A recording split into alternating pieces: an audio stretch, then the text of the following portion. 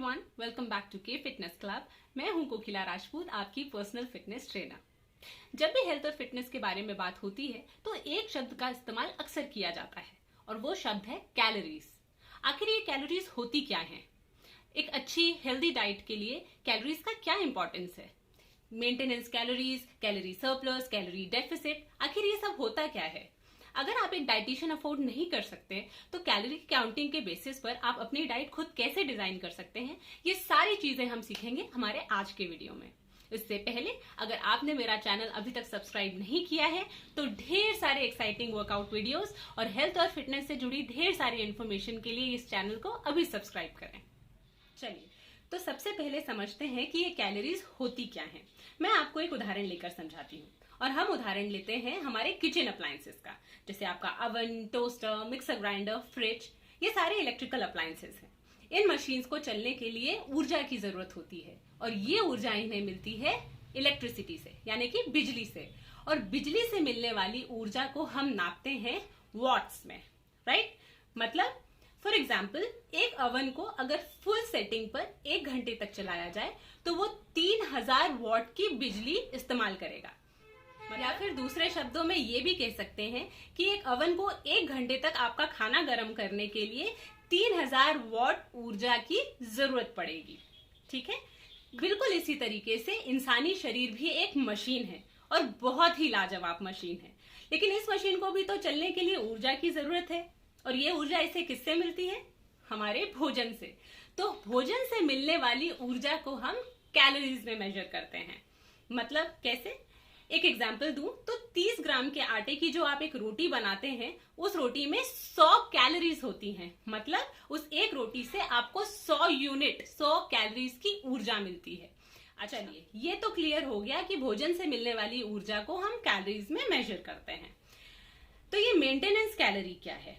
मैं अपना ही एग्जाम्पल लेती हूँ। मेरा वजन 60 किलो है और मैं ये चाहती हूँ कि ना तो मेरा वजन बढ़े और ना ही घटे।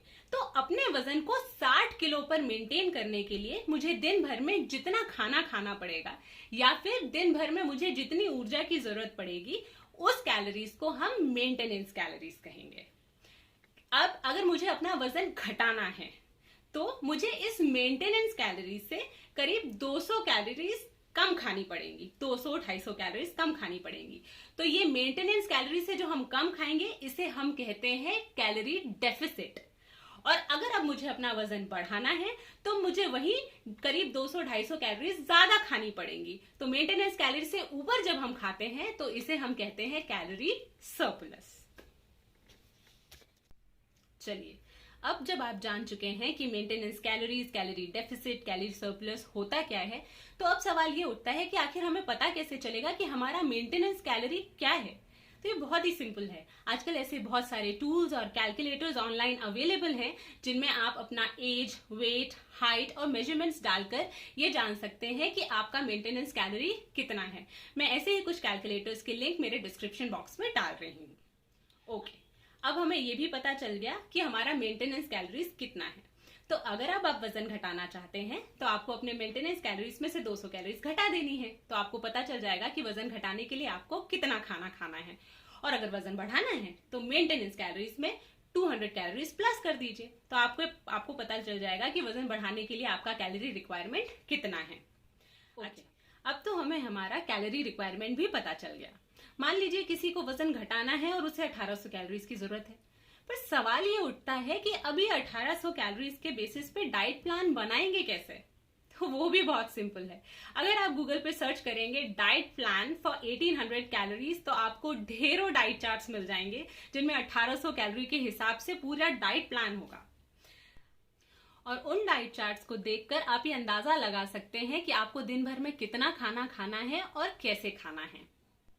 और मान लीजिए आपने जो डाइट चार्ट चूज किया है उसमें कोई ऐसी चीज है जो आप खाना पसंद नहीं करते, तो आप ऑनलाइन ही उसका सब्स्टिट्यूट भी ढूंढ सकते हैं। क्योंकि ऐसी बहुत सारी वेबसाइट्स हैं जो आपको ये बता देती हैं कि किस खाने में कितनी कैलोरीज हैं। जैसे एक कटोरी दाल में कितनी कैलोरीज है, एक कटोरी काबुली चना में कितनी कैलोरीज है, एक कटोरी सब्जी में कितनी कैलोरीज है। ये सारी डिटेल्स आपको कुछ साइट से पता चल जाती हैं। ऐसे ही कुछ वेबसाइट्स के लिंक मैं अपने डिस्क्रिप्शन बॉक्स में आपके लिए छोड़ रही हूँ। हम लोग दिन भर में न जाने कितना वक्त स्मार्टफोन्स पर गुजार देते हैं। इसमें से ज्यादातर वक्त हम लोग एंटरटेनमेंट में निकाल देते हैं, ऐसी चीजें देखने और सुनने में जिनमें हमें कुछ सीखने को नहीं मिलता। तो मैं चाहती हूँ आज का ये वीडियो देखकर आप उस वक्त में से थोड़ा सा वक्त रिसर्च में लगाएं, अपने डाइट प्लान पर काम कीजिए, जानिए कि आपकी मेंटेनेंस कैलोरी क्या है, उस पे बेसिस पर आपका डाइट चार्ट कैसा दिखेगा और उस डाइट चार्ट को फॉलो करने की कोशिश कीजिए। मेरा यकीन मानिए, ये बहुत आसान है, सुनने में जितना मुश्किल है करने में उतना ही आसान है। फिर भी अगर आपको कोई डाउट हो और आप मुझसे कोई और जानकारी चाहते हो तो मुझे कमेंट बॉक्स में पूछ सकते हैं, मैं जवाब जरूर दूंगी। जाने से पहले एक छोटा सा इंफॉर्मेशन और, हमारी डाइट में यूं तो सिर्फ 3 मैक्रोन्यूट्रिएंट्स गिने जाते हैं, फैट, कार्बोहाइड्रेट्स और प्रोटीन, लेकिन मैं इनमें 2 और ऐड कर देती हूँ, फाइबर और वाटर, क्योंकि इन दोनों की भी हेल्दी डाइट में बहुत जरूरत होती है। हमारी डाइट में कितना फैट, कितना प्रोटीन, कितना कार्बोहाइड्रेट्स होना चाहिए, ये हम डिस्कस करेंगे हमारे आने वाले वीडियो में। आज के लिए सिर्फ इतना ही। मुझे उम्मीद है कि आपको मेरा ये वीडियो जरूर पसंद आया होगा। अगर पसंद आया है तो प्लीज इसे लाइक, शेयर और कमेंट जरूर कीजिए। अगर आपने अभी तक मेरा चैनल सब्सक्राइब नहीं किया है तो प्लीज इसे सब्सक्राइब कीजिए, बेल आइकन पे जरूर क्लिक कीजिएगा ताकि आपको मेरे सारे आने वाले वीडियोस का नोटिफिकेशंस मिलते रहे। और मैं मिलूंगी आपको अपने अगले वीडियो में। तब तक अपना ध्यान रखिए, सेहतमंद रहिए, सुरक्षित रहिए। बाय।